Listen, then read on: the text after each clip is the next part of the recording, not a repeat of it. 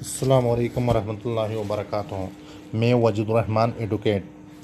आज का जो हमारा लेक्चर है वो है appeal appeal against against minor and major penalties. इससे पहले मैंने वोमेन हरासमेंट के जो 1 to 6 सेक्शन 1 to 5 सेक्शन थे वो मैंने पढ़े थे। Inquiry committee, procedure for holding inquiry and powers of the inquiry committee and punishment, जो पेनल्टीज थे वो माइनर पेनल्टीज, मेजर पेनल्टीज। इसके बाद हम appeal section 6 appeal against minor and major penalties. Sub section 1, any party, कोई भी party हो, agreed by the decision of the competent authority से जो भी पार्टी उसके डिसीजन से एग्रीड हो, on whom माइनर हो या मेजर पेनल्टी हो इज इम्पोज्ड, तो मैं विद इन 30 days और 30 दिन के अंदर अंदर written communication of decision prefer करेगी as a appeal to an ombudsman establish under section 7। इसके बाद सब सेक्शन 2 है, a complainant aggrieved by the decision of the competent authority may also prefer appeal within 30 days of the decision to the ombudsman. जो भी party हो, for example complainant है, complainant aggrieved है decision of competent authority, तो appeal जो है वो 30 days के अंदर अंदर एम्बर्समेंट को प्रेफर करेगी। Number 3, sub section 3, the appellate authority may, on consideration of the appeal and any other relevant material, confirm, set aside, vary, or modify the decision within 30 days in respect of which such appeal is made.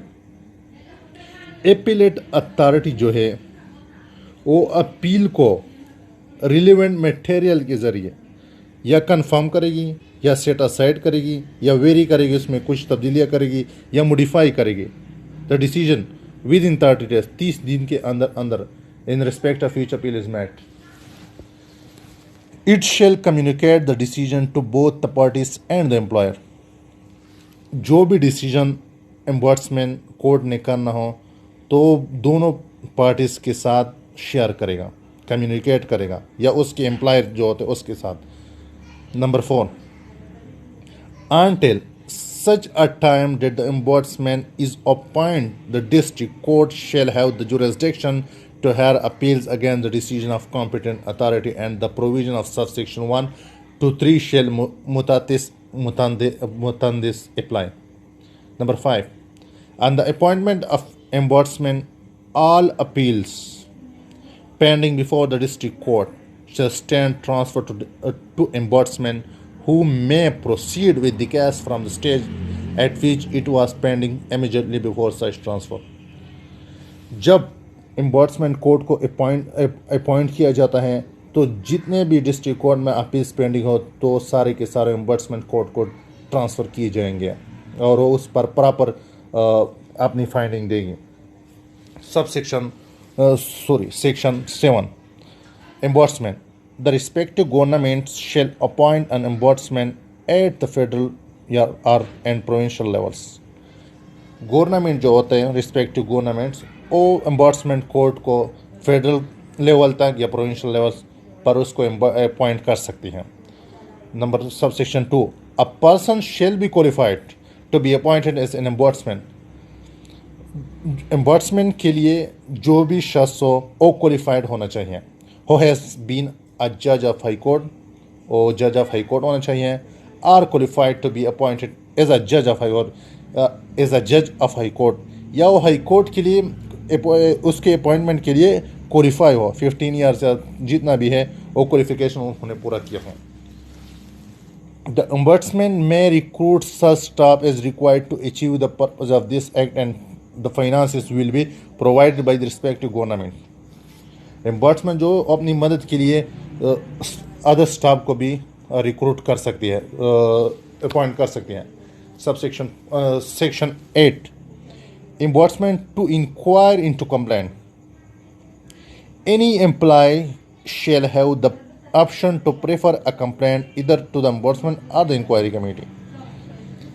Her employ के साथ ये इख्तियार है कि वो complaint एम्बर्समेंट court को करें या इंक्वायरी कमेटी को।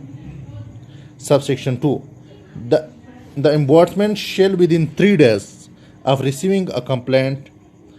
जब एम्बर्समेंट कोर्ट कोई कंप्लेंट रिसीव करे विद इन 3 days, 3 दिन के अंदर अंदर issue a written show cause notice to the accused, तो नोट एक्यूज को 3 दिन के अंदर अंदर शोकाज नोटिस इशू करेगी। The accused after the receipt of written notice, जब भी एक्यूज जो है रिटन नोटिस सर्व करें, shall submit written defence to the ombudsman within 5 days। जब वो एक्यूज रिटन नोटिस रिसीव करें तो डिफेंस के लिए रिटन डिफेंस जो है वो एम्बर्समेंट कोर्ट को विद इन 5 days सबमिट करेगा। And his failure to do so without reasonable cause, the ombudsman may proceed x party. अगर वो उसमें फेल हो जाए 5 days के अंदर अंदर वो अपना रिटन डिफेंस सबमिट ना करे, तो एम्बर्समेंट कोर्ट के पास ये इख्तियार है कि उसके खिलाफ एक्सपोर्ट ही करने with reasonable ground without reasonable cause. Both the party can represent themselves, both the parties can represent themselves before the ombudsman. Number 3, subsection 3, the ombudsman shall conduct an inquiry into the matter according to the rules made under this act and conduct proceedings as the ombudsman deem proper. Inquiry का ombudsman के पास ये इख्तियार है कि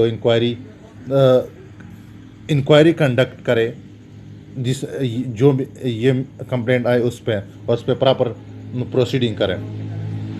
subsection 4, for the purposes of N investigation under this act, the ombudsman may require any office or member of an organization concerned to furnish any information or to produce any document which in the opinion of the ombudsman is relevant and helpful in the conduct of the investigation. Ombudsman court जो है वो investigation के लिए किसी भी office या member, office के member या ऑर्गेनाइजेशन को डायरेक्शन दे सकती है कि मुझे ये डॉक्यूमेंट्स चाहिए और मुझे प्रोड्यूस करें जो इन्वेस्टिगेशन के लिए हेल्पफुल हो, तो ये कर सकता है। Subsection 5, the ombudsman shall record his decision and inform both parties and the management of the concerned organization for implementation of the orders. और डिसीजन जब रिकॉर्ड करेगी तो दोनों पार्टियों को नोटिस करेगी, डायरेक्शन देगी कि हम इस ऑर्डर को इम्प्लीमेंट कर रहे हैं। सेक्शन 9, रिप्रेजेंटेशन टू प्रेसिडेंट और governor. Any party, any person agreed by a decision of ombudsman under subsection 5 of section 8 may within 30 days of decision make a representation to the president or governor as the case may be, who may pass such order thereon as they may deem fit. इसमें यह है कि अगर किसी को कोई grievances हो, any parties एम्बर्समेंट को ने जो ऑर्डर दिया हो, तो उसके पास ये राइट है, रेमेडी है कि वो विदिन 30 days उस डिसीजन के खिलाफ प्रेसिडेंट या गवर्नर को रिक्वेस्ट करें। 10, powers of the ombudsman. The ombudsman shall for the purpose of this act have the same powers as are vested in a civil court under the Code of Civil Procedure 1908 in respect of the following matters, namely, जिस तरह civil court के पास जो CPC में जो powers दिए गए हैं वो सेम टू सेम एम्बर्समेंट कोर्ट के पास भी है। First, summoning and enforcing the attendance of any person and examine him on oath, ये फर्स्ट हो गया। Second number, compelling the production of evidence. Number third, receiving evidence on affidavits. Number 4, issuing commission for the examination of witnesses. Number 5, entering any premises for the purpose of making any inspection or investigation enter any premises where the ombudsman has reason to believe that any information relevant to the case may be found.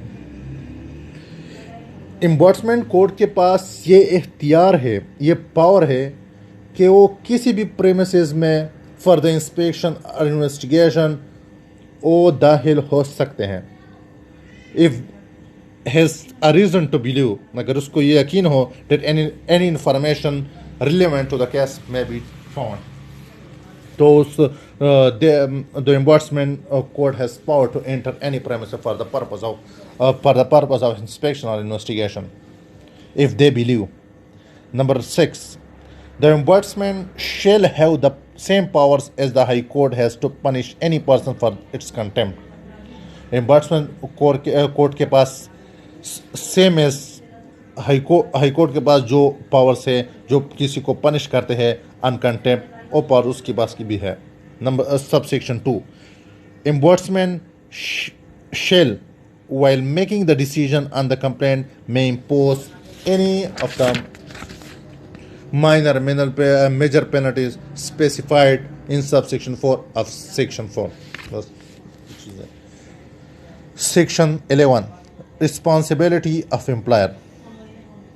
It shall be, subsection 1, it shall be the responsibility of the employer to ensure implementation of this act, including both non-limited to incorporate the code of conduct for protection against harassment at the workplace as a part of their management policy, and to form inquiry committee referred to in section 3 and designate a competent authority referred to in section 4.